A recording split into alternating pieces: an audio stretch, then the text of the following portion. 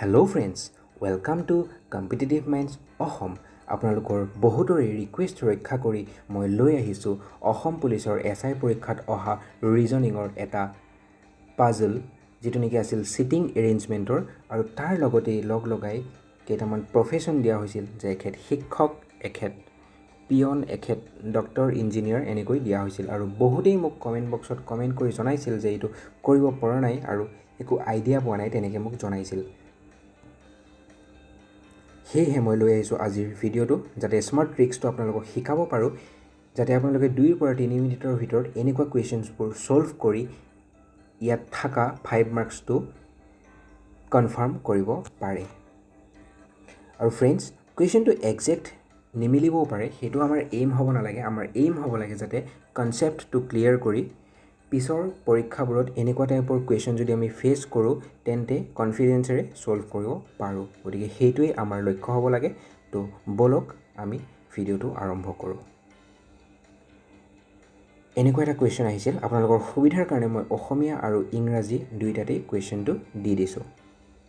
গতিকে এনেকুৱা টাইপৰ কুৱেশ্যন যাতে দেখিলে আৰু ভয় নাখায়, সেইকাৰণে মই আজি আপোনালোকক ভালকৈ শিকাওঁ কেনেকৈ ছল্ভ কৰিব লাগে। এতিয়া চাওক, ইয়াতে কি কৈছে। ইয়াতে কৈছে যে 7জন ব্যক্তিৰ কথা কৈছে আৰু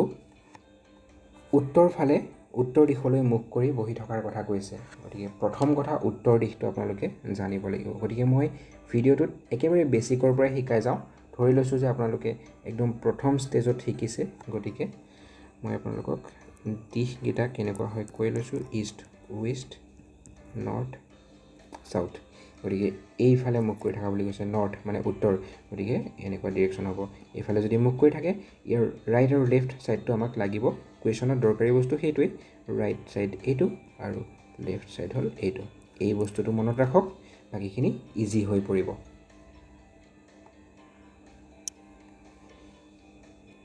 এতিয়া কি কৈছে চাওক, আৰৰ কথা কৈছে। এই আৰৰ পৰাই এইখিনিৰ পৰাই কুৱেশ্যনটো বিগিন হৈছে বুলি ধৰিব পাৰি।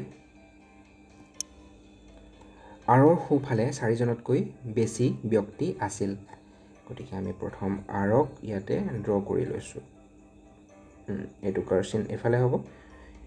আৰৰ সোঁফালৰ কথা কৈছে, 4জনতকৈ বেছি ব্যক্তি আছিল, মানে 1 2 3 4, 4জন দিলোঁ, কিন্তু 4জন নহয়, 4জনতকৈ বেছি।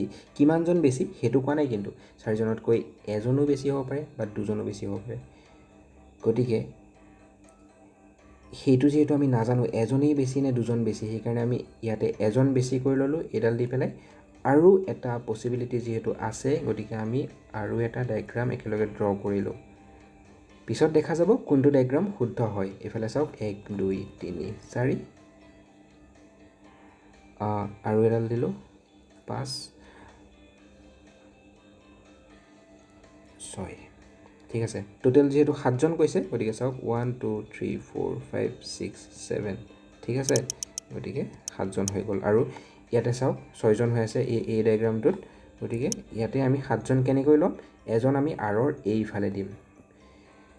ঠিক আছে, বুজি পাইছে এইটো কিয় কৰিলোঁ? কাৰণ কৈছে যে আৰৰ সোঁফালে 4জনতকৈ বেছি থাকে, কিন্তু কোৱা নাই 4জনতকৈ বেছি মানে 5জন নে 6জন।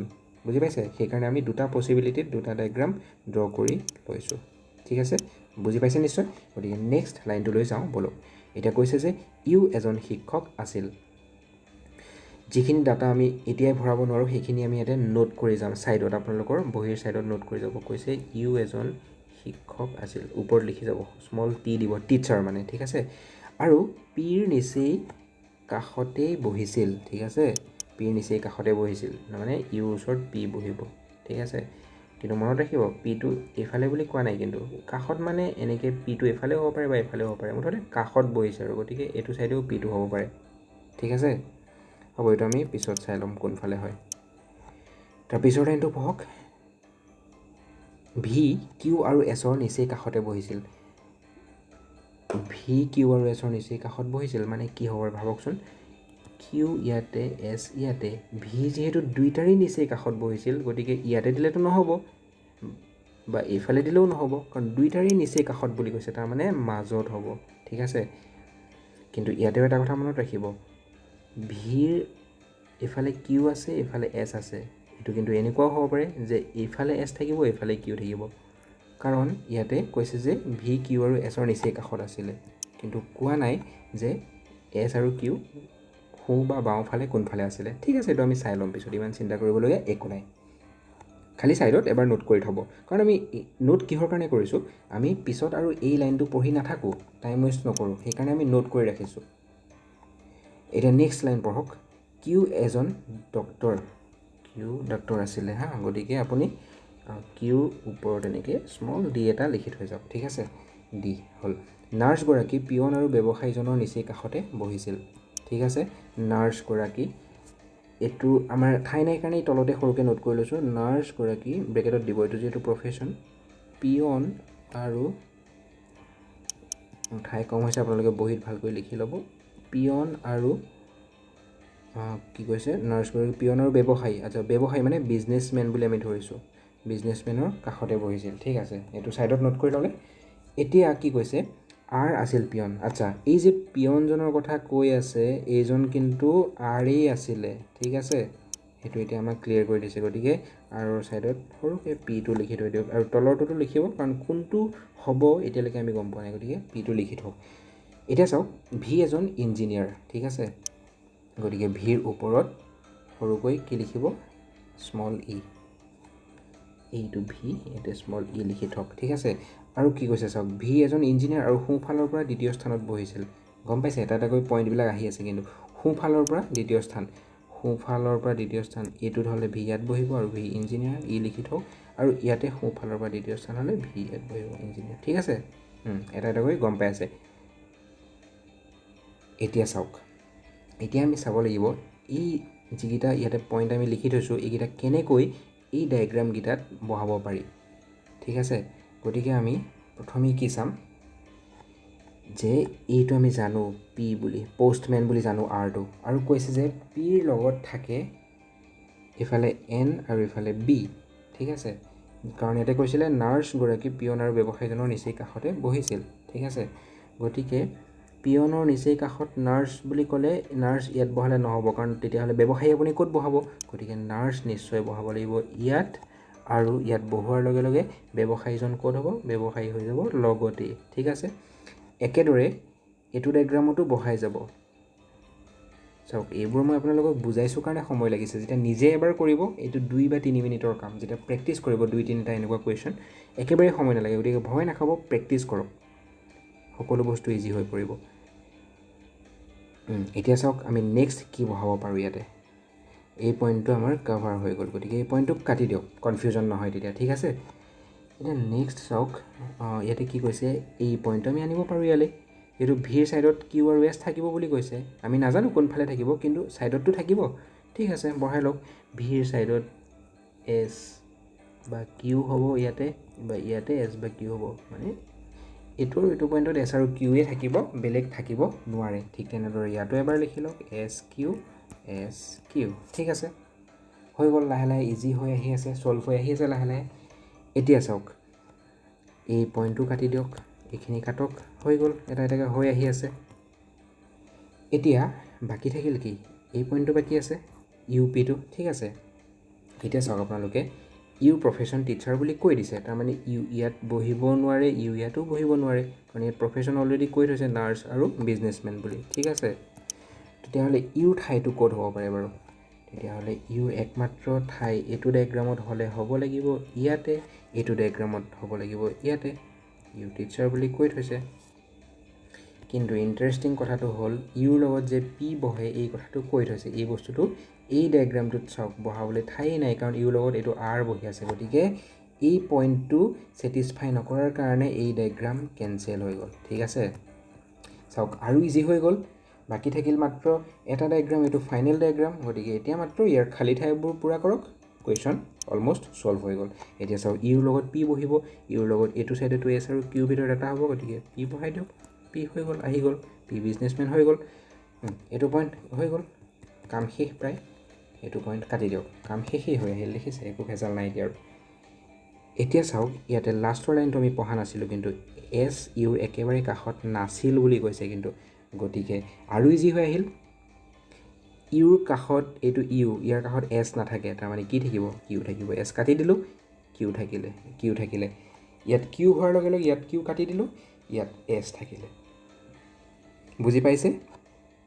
গতিকে এতিয়া আৰু ইয়াত কৰিব লগা একোৱেই নাই, খালি ইয়াতে কি হ'ব, ইয়াতেতো এটাই বাকী আছে, বাকী থকাটো কি? বাকী থকাটো হ'ল টি, গতিকে টি বহাই দিয়ক ইয়াতে। ঠিক তেনেদৰে কিউৰ প্ৰফেশ্যনটো আমাক কৈ থৈছিলে, কিউ আমাক ডক্টৰ বুলি কৈছিলে নেকি?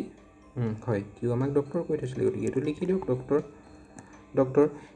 তেতিয়াহ'লে বাকী থাকিল প্ৰফেশ্যন কি? লয়াৰ। উকিল বাকী থাকিলে, গতিকে ইয়াত লয়াৰ লিখি দিয়ক, হৈ গ'ল। এইটোৱে হ'ল চলিউশ্যন। যদি এবাৰত বুজি নাপায়, বাৰে বাৰে চাওক ভিডিঅ'টো, ৰিপিট কৰক আকৌ আগৰ পৰা, নিশ্চয় বুজিব। একোৱেই নহয়, এইবোৰ একেবাৰে সহজ কুৱেশ্যন হয়। আপোনালোকে ছল্ভ কৰা নাই চাগে এনেকুৱা কুৱেশ্যন আগতে, সেইকাৰণে অলপ টান পাব পাৰে। আৰু যদি টান পায় ক'ব মোক, কমেণ্টত জনাব, মই এনেকুৱা ভিডিঅ' আপোনালোকৰ কাৰণে আৰু লৈ আহিম। এতিয়া এইটো অলপ লেতেৰা হৈছে, মই নেক্সট পেজত এটা চাফাকৈ দেখাইছোঁ আৰু সেইটো চাই আমি কুৱেশ্যনছবোৰ ছল্ভ কৰিম। এইটো আমাৰ বেলেগ একো নহয় দেই, এইটো মই এইমাত্ৰ বনোৱা সেই এৰেঞ্জমেণ্টটো ইয়াত মই লিখি দিছোঁ ধুনীয়াকৈ, পৰিপাটিকৈ ইয়াত লিখি দিছোঁ, সেইখিনি হয়। গতিকে কুৱেশ্যনছবোৰ আমি চাই লওঁ এটা এটাকৈ। এইখিনি হ'ল কুৱেশ্যনখিনি। এতিয়া চাওক, কুৱেশ্যন আচলতে মই ইয়াত ক'ব লগা একো নাই, খালি টাইপকেইটা দেখাইছোঁ কেনেকুৱা টাইপৰ কুৱেশ্যন আহিছিল। যেতিয়া এই চলিউশ্যনটো ওলাই গ'ল, এই চলিউশ্যনটো, তেতিয়া আৰু ইয়াত একো কৰিব লগা নাথাকিল। এইখিনি 10 বা 20 ছেকেণ্ডৰ কাম এইখিনি উত্তৰ কৰাটো। গতিকে চাওক আৰু উত্তৰ কৰক সুন্দৰকৈ। কৈছে দুটা মূৰত কোন কোন বহিছিল? চাওক, আৰ আৰু এছ, গতিকে ইয়াৰ আনচাৰ হ'ল আৰ আৰু এছ, হৈ গ'ল, পাই গ'ল। পিৰ বৃত্তি কি আছিলে? পিৰ বৃত্তি আছিলে বি, মানে বিজনেছমেন। গতিকে পিৰ বৃত্তি আছিলে ব্যৱসায়ী। পিৰ বৃত্তি আছিলে ব্যৱসায়ী, ঠিক আছে। তাৰপিছত কিউৰ বাওঁফালে তৃতীয় স্থানত কোন বহিছিল? চাওক, কিউ হ'ল এইটো, বাওঁফাল বুলি ক'লে এইফালে যাব লাগিব, 1 2 3, তৃতীয় স্থানত টি বহিছিলে, হৈ গ'ল। তাৰপিছত কি সুধিছে? পি আৰু আৰৰ মাজত কোন বহিছিল? পি হ'ল এইটো, আৰ হ'ল এইটো, মাজত কোন বহিছিল? টি, হ'ল, আনচাৰ পালে। দেখিছে কিমান সহজ, কৰিব লগা একোৱেই নাই এইটোত। এবাৰ খালি বনাই লওক ডায়েগ্ৰামটো, একেবাৰে ইজি। তাৰপিছত শিক্ষকৰ সোঁফালে দ্বিতীয় স্থানত কোন বহিছিল? শিক্ষক, চাওক এনেকৈও ধৰি দিব, কিন্তু শিক্ষকৰ বুলি এনেকৈ প্ৰফেশ্যনটোৰ নাম কৈ দিছে ইয়াতে। টিচাৰৰ সোঁফালে এইটো ডিৰেকশ্যনত যাব, সোঁফাল বুলি ক'লে দ্বিতীয় স্থান, 1 2, দ্বিতীয় স্থানত কোন বহিছিল? আনচাৰ হ'ল ভি। গতিকে ফ্ৰেণ্ডছ, আশা কৰোঁ আপোনালোকে বুজি পাইছে। আপোনালোকৰ কাৰণে মই স্মাৰ্ট টেকনিকটো লৈ আহিলোঁ। গতিকে এবাৰ বুজি নাপালে আকৌ চাব ভিডিঅ'টো, এনেকুৱা ভিডিঅ' মই আনিয়ে থাকিম। আপোনালোকে মোক কমেণ্ট বক্সত কমেণ্ট কৰি জনাব ভিডিঅ'টো কেনে পালে। আৰু ফ্ৰেণ্ডছ চাওক, এটা কথা, কম্পিটিটিভ এক্সামছবোৰ দিলে কেতিয়াবা ডিপ্ৰেশ্যন আহে মনলৈ, ডিম'টিভেটেড হোৱা যায়, কাৰণ বহুতো ফেক্টৰ্ছ থাকে। পোষ্ট ওলায় কেইটামান, বহুত এপিয়াৰ হয় কেণ্ডিডেট, বহুতেই দিয়ে, কিন্তু চাওক মনত ৰাখিব সদায় এটা কথাই, আপোনাক কিন্তু এটা পষ্টেই লাগে। গতিকে এটা পষ্ট হ'লেও এপ্লাই কৰিব, আৰু মনত ৰাখিব, পঢ়ি থাকক, প্ৰিপেৰেশ্যন অন ৰাখক, এদিন আপুনি সফল হ'বই। আৰু যিদিনাই চাকৰি ওলাব মনত ৰাখিব, তাৰে এটা পোষ্ট আপোনাৰ। গতিকে পঢ়ক ভালকৈ, নোৱাৰা একো নাই, পাৰিবই। গতিকে চাই থাকিব competitive minds Assam, signing of.